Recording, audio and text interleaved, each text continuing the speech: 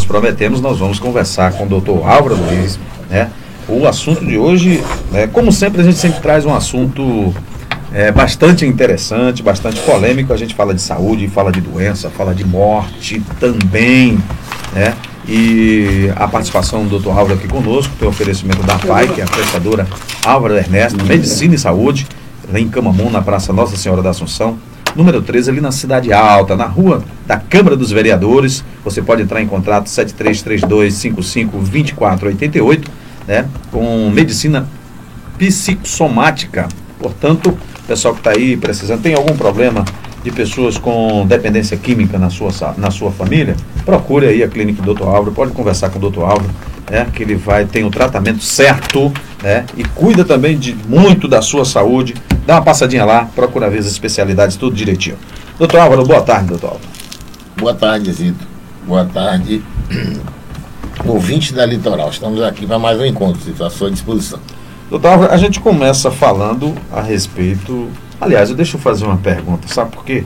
Outro dia o senhor fez uma provocação aqui e falava justamente a respeito da condição de um farmacêutico.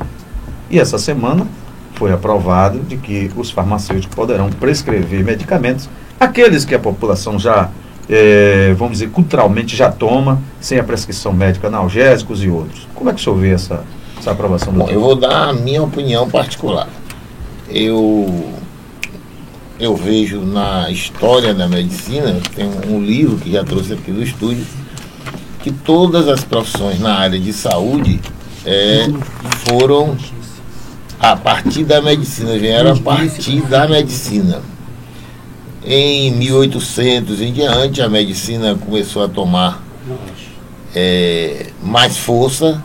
Foi quando o psicanalista Freud, que era neurologista na época, com um paciente de neurologia, acabou descobrindo alguns indícios que levaram ele a inventar, a criar o método da psicanálise, que é um método de investigação e tratamento. E para dar conta, né, dos avanços, outras especialidades dentro da área de saúde foram surgindo. O médico fazia a fisioterapia, ele depois passou isso para um grupo que hoje é chamado de fisioterapeuta. O médico passou, não. Algumas pessoas conquistaram isso do grupo dos médicos. O médico fazia a enfermagem. A enfermagem foi tirada da medicina. O médico fazia a psicologia através de Freud foi tirada da medicina. Então esse é um avanço que não vai ter fim. A medicina é o tronco comum de todas e é um debate político, é uma luta política de cada profissão dentro da área de saúde tirar daquela que tem mais.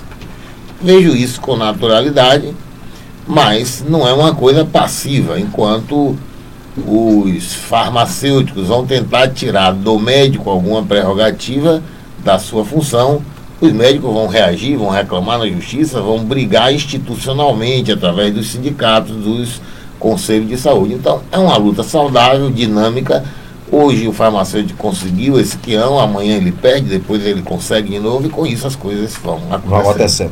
Perfeito. A nossa preocupação é justamente naquele comodismo das pessoas de não ir ao médico e, com base nessa prerrogativa, também está se automedicando, né, ou sendo prescrito lá uma medicação, né, com base nessa prerrogativa. Lógico que toda legislação tem os seus limites, tem o que pode, o que não pode, mas a gente sabe que nesse país tanta coisa que não pode e acaba acontecendo, né, doutor? Esse é o grande perigo. Eu não vejo muito risco assim, com coisas graves, não. Pelo seguinte, não vejo muitos riscos porque a população sabe que quando a doença é grave, ela vai procurar o médico.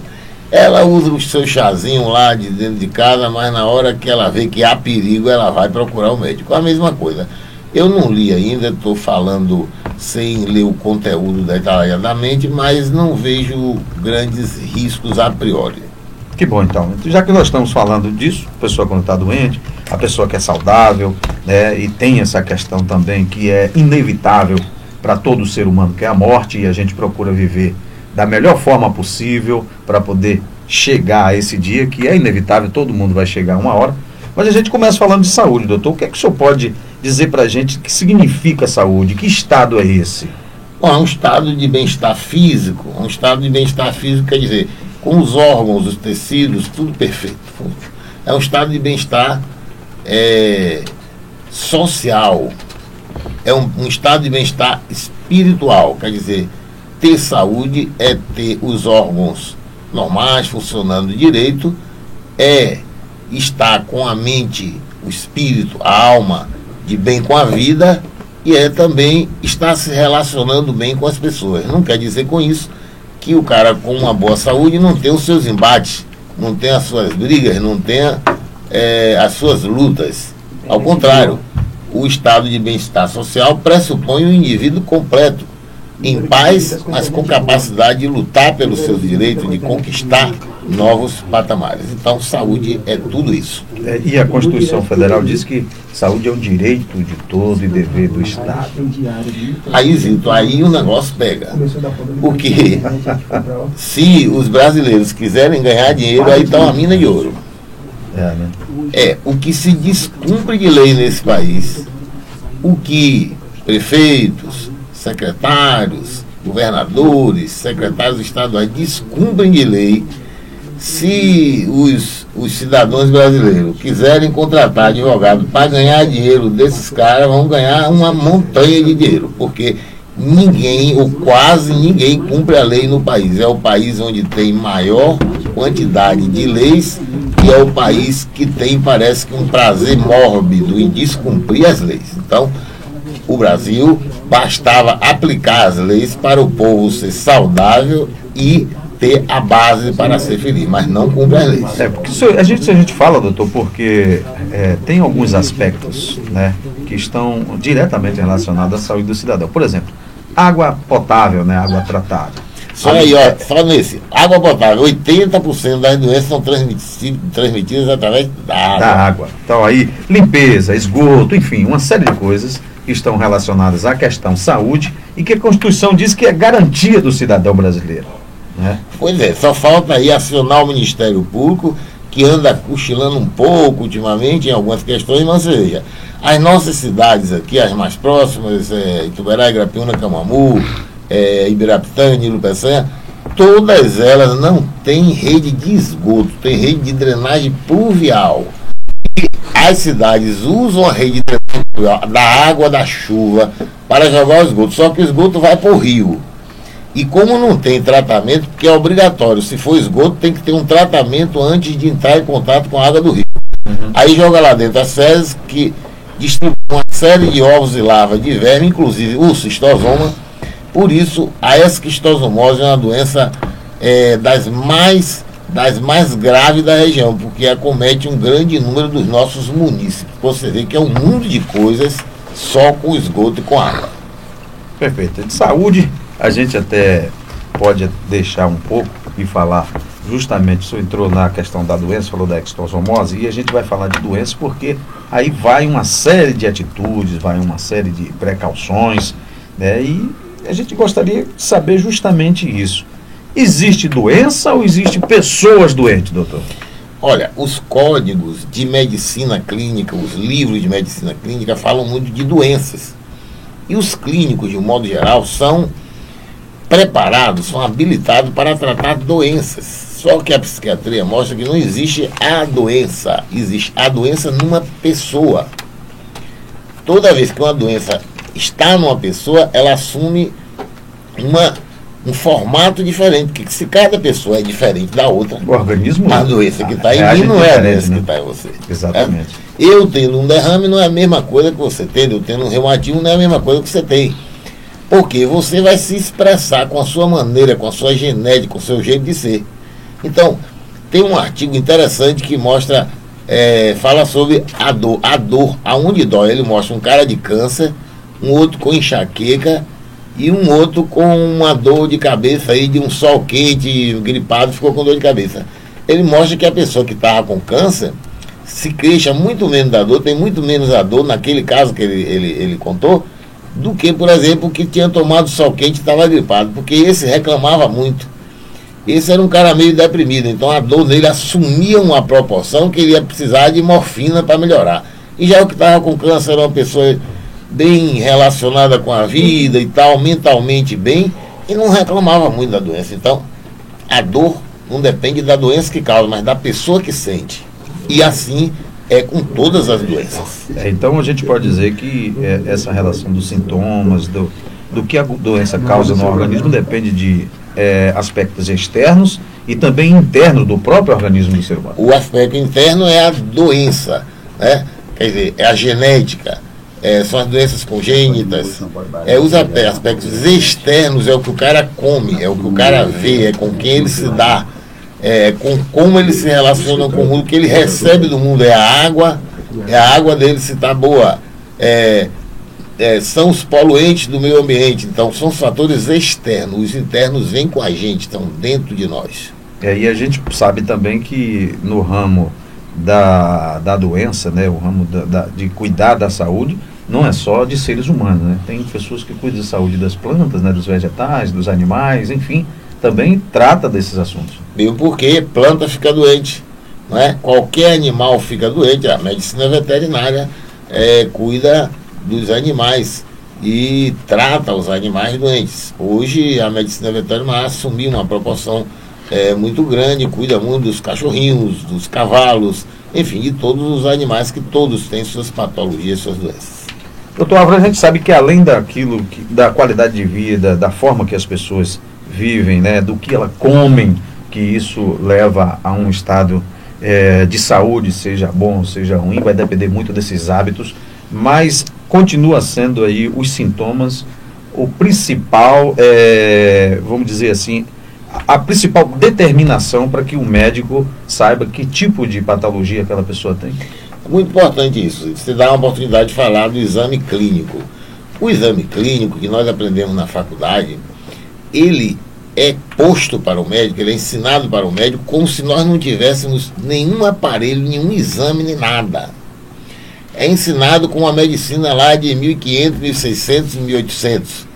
Nós aprendemos na faculdade de medicina examinar a pessoa, primeiro, ouvindo a história que a pessoa tem para contar, pausadamente, atentamente. Depois, fazendo o exame físico. O que é o exame físico? Primeiro a inspeção, você olhar a pessoa, você vê como é que ela anda, vê o jeito dela, tá magro, tá gorda, a pele tá amarela, tá animado, não tá animado, tá sorrindo, tá chorando. Você vê logo na hora que ela chega.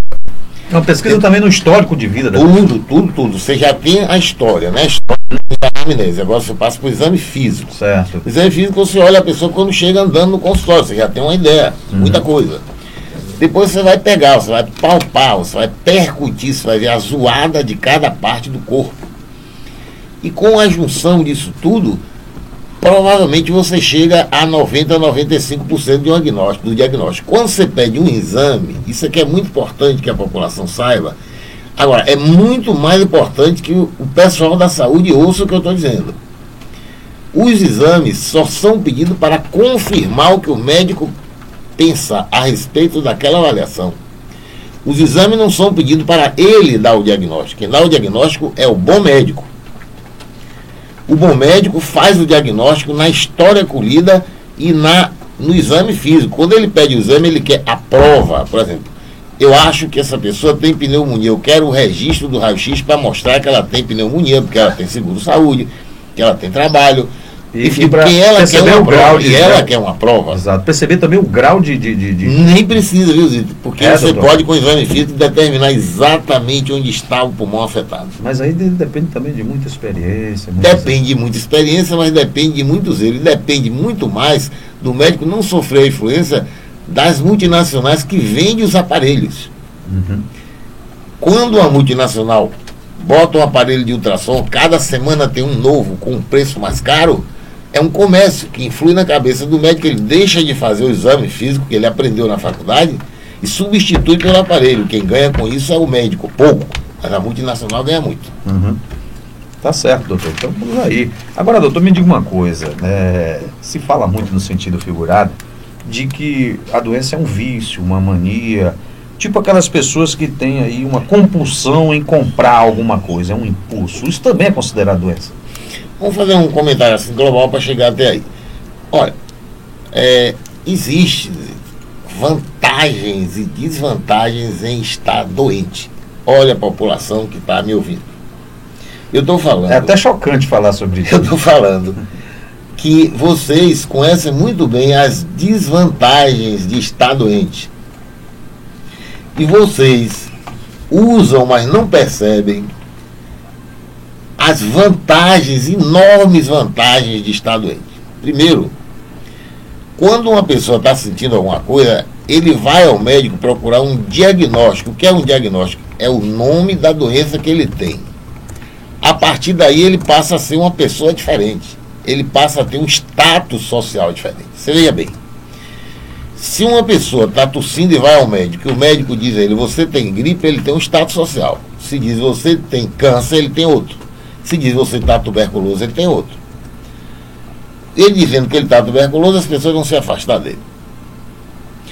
Se disser que está com câncer, as pessoas vão ficar morrendo de pena dele e todo mundo vai querer ajudar. Se disser que está com gripe, vai dizer assim, rapaz, esse cara está aqui procurando conversa porque está com a gripezinha. Você já vê que muda a relação com ele. Verdade. Bom, mas precisamos ir mais à frente. Desvantagem da doença é a dor, é o sofrimento, é a iminência de poder morrer, é a iminência de poder perder uma função do organismo. Agora, e as vantagens? Eu estou insistindo, existe vantagem em estar doente? Claro, na hora que você diz, o cara tem um diagnóstico, se disser assim, o diagnóstico dele é esquizofrenia. Todo o sistema de dados da Previdência Social, se você botar o código F20 de esquizofrenia, já aposentam ele sem mais nenhum questionamento. Então você veja, se um médico de má fé, isso não existe quase, mas pode acontecer, quiser dizer que uma pessoa tem um código F20 de esquizofrenia, mesmo que ela não tenha, ele já passa um status diferente. Ele já está aposentado, ganhando dinheiro sem trabalhar, etc, etc, etc. Se a pessoa disser, olha, isso era muito comum há 30 anos passados, alguém infartou quando não tinha ponte de safena. 50 anos passados, que era mais rara a ponte de safena, cirurgia cardíaca, quando o cara infartava, ele passava por um ciclo de vida diferente. A mulher cuidava mais dele. Ele deixava de tomar o leite desnatado, era com o leite normal, passava a usar leite desnatado, comia gordura, não comia mais, começava a emagrecer, não fazia mais esforço nenhum. Se ele trabalhava dentro de casa, eu me lembro de um caso de uma pessoa que era alfaiate, então pegava aqueles ferros pesados, já não pegava mais. E era paparicado por todo mundo. Naquilo ele reciclava a vida toda, ele emagrecia, deixava de fumar, se relacionava melhor com a família, tinha mais prazer com a família. Quando passaram 3 meses, que era o período, 3 meses, que era o período de recuperação, ele era outro homem. Hoje não, o cara pega o cara que teve infarto, leva para o hospital, emenda a safena, ele volta a mesma pessoa, fumando, comendo gordura, gordão, brigando com a mulher, trabalhando muito. Você vê como mudou a época, mudou completamente a conotação. Mas vamos ao que interessa. Em psiquiatria, em ortopedia, principalmente, psiquiatria e ortopedia, que são as duas especialidades que mais lidam com isso, a pressão sobre a gente, médicos, é muito grande. A população, por exemplo, chega às vezes para mim e diz assim, doutor, eu vim aqui porque eu tenho pressão alta, quero me aposentar. Eu falo, mas pressão alta não aposenta, porque tem remédio para pressão alta. Doutor, eu tenho diabetes, eu quero aposentar, não aposenta. Então, na zona rural, venderam essa história. Não estou dizendo que são as assistentes sociais, mas acabam o sistema social de assistência social alimentando muito isso. E as pessoas estão deixando de querer trabalhar para se aposentar. E muito mais, muito pior do que isso, muitos do que vão se aposentar no dia seguinte estão trabalhando mais. Quer dizer, a renda da aposentadoria, entre aspas, fraudulenta na área de saúde, precisa ser verificada pelo Ministério Público, porque tem gente fazendo do sistema previdenciário um meio de vida. E o médico é extremamente pressionado, o psiquiatra e o ortopedista, ao ponto de alguns ameaçarem ele. Tem médico perito morrendo aí, está atirando nos médicos peritos. Quem tem mais coragem de dizer uma sentença da perícia? Então, a doença tem vantagens na família. A mulher está brigando muito com o cara, ele diz que está com câncer, ela para de brigar. Não é à toa que tem moças de 16, 17 anos, adolescentes, que começam a ficar deprimidos, porque a relação com a família muda. Não é que, quando eu estou dizendo começa a ficar, não é que ela queira, mas uma parte de algumas depressões, a pessoa se sente melhor deprimida, que ela é muito mais bem tratada. Você vê um negócio interessante. Ficar doente para ser bem tratado. Muita gente faz isso. E hoje o psiquiatra não pergunta mais ao paciente por que você está deprimido. Nós mudamos a pergunta, nós perguntamos para que você está deprimido. A depressão, independente da parte da doença orgânica, ela tem um objetivo: enfrentar um problema. Você tomou um dinheiro no banco e não pôde pagar. Você quer se explicar no meio social em que vive com a sua família. Aí você fica deprimido. Você ficou deprimido para resolver o seu problema social. Você estava constrangido e as pessoas começam a lhe tratar melhor e de modo diferente. Então, a doença tem vantagens e desvantagens. E é preciso que se discuta isso. Os secretários de saúde precisam discutir isso. As secretarias com seus psicólogos, assistentes sociais, secretários, coordenadores, precisam discutir tanto o número de exames pedidos, o gasto excessivo, desmedido com o exame pedido, que dá um enorme prejuízo às prefeituras, ao SUS, ao Estado, à União. E precisam discutir o sistema previdenciário, pelo seguinte: só a menstruação das mulheres rouba, entre aspas, uma delas sem tratamento, o maior percentual de dinheiro do mundo em relação às empresas. As empresas têm um prejuízo enorme com a menstruação das mulheres. Tem um prejuízo enorme com os alcoólatras. Tem um prejuízo enorme com os simuladores. A economia mostra, os economistas mostram, que só essas 4 juntos aí é capaz de comer uma fatia assim de 10 a 15% da receita das empresas. E os médicos são pressionados para dar atestado. Por isso que eu tenho colegas que não dão atestado de jeito nenhum. É isso, doutor. Inclusive, era uma das minhas perguntas em relação ao atestado. Até que ponto, vamos melhorar isso aí. Que ponto uma pessoa tem direito a um atestado? Por exemplo, eu trabalho com locução, né? Meu instrumento de trabalho aqui, entende-se que é a voz, certo? Se eu estou com um problema na mão, como realmente estou, isso não me impede de trabalhar como locutor. Se eu estou com um problema no pé, mas que eu posso me deslocar e chegar ao meu local de trabalho, isso não me impede de trabalhar como comunicador. Então, até que ponto? Porque existe um dilema muito grande entre a pessoa que vai ao médico e que exige, naquele momento, precisa de um atestado para apresentar na empresa. Ele pode ter atestado daquele dia que ele foi a ser atendido. E daí, o repouso, quem define se ele precisa de repouso para aquela função ou não é o médico. O médico tem que julgar, porque se ele é o técnico na área de saúde que julga a doença ou não, ele tem que julgar e emitir um atestado para o número de dias de cada doença, de cada situação. Mas vamos lembrar que uma coisa interessante, uma coisa até que é engraçada. Existia aí no passado alguns países, algumas comunidades, algumas civilizações onde ninguém queria tirar a virgindade das mulheres. Então tinha um desvirginador. Olhe bem, seu Souza, Grapiúna, Clarimundo e Rony. E existia um cara, uma profissão assim, pesadão, uma profissão enfadonha, difícil, sofrida, chamada desvirginador. E olha que eles diziam que estavam nisso. Estavam cheios de tanto fazer esse sacrifício. Bom, perfeito. Aí você imagina o seguinte: o cara corta a mão num acidente com facão. Será que ele estava inabilitado para ser desvirginador? Eu acho que não, né? Cortando a mão. Exatamente. Se ficar cego de um olho, o serviço previdenciário ia impedir dele ser desvirginador? Não, porque o objeto de trabalho dele estava intacto, não é? Então você veja que o que a Previdência precisa melhorar em relação ao Ministério Público e aos PSF, às Secretarias de Saúde, tudo, aos hospitais, é que a pessoa seja readequada a uma outra função.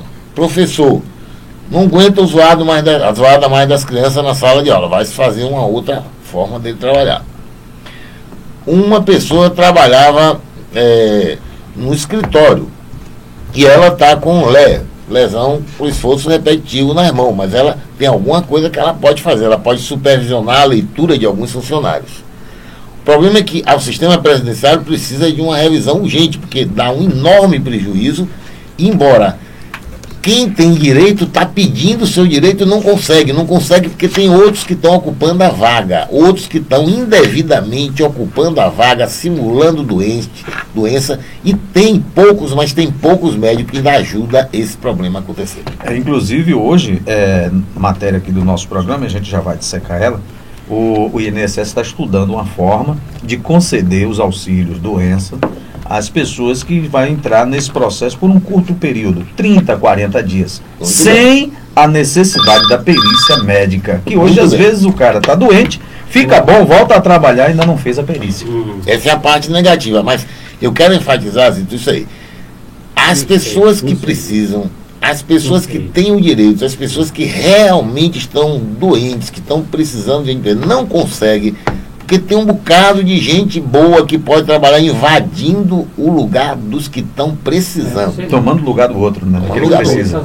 Os que não precisam tomam o lugar dos que precisam. Perfeito. Doutor Álvaro, nós recebemos aqui uma mensagem de uma moradora lá da Prainha 2, ela disse que não é o assunto que a gente está falando, mas é de saúde.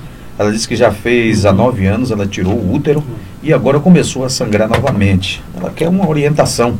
O que isso está ocorrendo? Minha querida, como é o nome dela? Ela não botou o nome dela aqui, não. Minha querida ouvinte da Prainha 2, é isso? Isso. Você retirou o útero e está tendo sangramento. Então precisaria de alguns dados, por exemplo. Se você retirou o útero e deixou o colo do útero, que às vezes se faz isso na pessoa jovem, você precisa continuar fazendo o seu preventivo, se você ainda tem colo do útero. Se você não tem colo do útero, você precisa ir a um médico ginecologista para ver as paredes da vagina, se tem alguma infecção, se tem alguma lesão cancerígena, enfim. Retirar o útero não impede de ter sangramento. Então você precisa ir ao ginecologista para ver como está a vagina, que é um canal de 10 a 15 centímetros, e se tem alguma lesão lá, seja inflamatória, seja cancerígena, ou enfim. Tá certo. Doutor Álvaro, é o seguinte, a gente tem um assunto morte ainda, mas eu acho que a gente vai falar desse assunto no próximo programa, junto com o outro que a gente escolher. Mas antes de a gente finalizar a participação do senhor aqui, a gente sabe que muitas doenças levam à morte, mas também tem muitas outras coisas que têm gerado um índice de morte também muito grande. Eu gostaria que o senhor falasse, por exemplo, suicídio, homicídios, drogas, né? Também isso tem levado à morte, e sem consequência direta com a doença. Bom, vamos logo para a psiquiatria, que é a minha área, e onde o suicídio é uma ocorrência. Ultimamente está muito índice, né? Exatamente. É uma ocorrência de grande importância, porque há grupos de doenças psiquiátricas, como o grupo das doenças afetivas, os transtornos de humor. Se você tem ideia, Zito, a gente no consultório ouve de 90% dos pacientes deprimidos que tem ideação suicida, ou seja, ele fica pensando durante o dia todo, não tem jeito, eu vou me matar, não tem mais saída, eu vou me matar. Só que ele, entre pensar e fazer, tem uma distância. Uhum. A própria depressão não lhes dá força para fazer, mas ele tem aquela ideia recorrente o dia todo na cabeça. Por isso que a depressão é muito sofrida. Agora, vamos ficar por aqui. Tá, vamos deixar um gostinho de quero mais aí. Esse assunto, tem muita gente que não gosta de tratar dele, mas é inevitável tratar desse assunto, que é a questão morte, né? O que vem a ser a morte, né? O que você sabe a respeito desse mistério todo? Aí nós vamos nos aprofundar, né, num tema de sociologia, um tema de filosofia, e é sempre um desafio, um grande desafio para a gente aqui, né, doutor? Doutor, então a gente gostaria de agradecer mais uma participação do senhor conosco aqui, e na próxima semana, quinta-feira, estaremos de volta trazendo esse assunto, talvez até um outro que a gente possa agregar junto a esse assunto para os ouvintes aqui do programa Alô Litoral.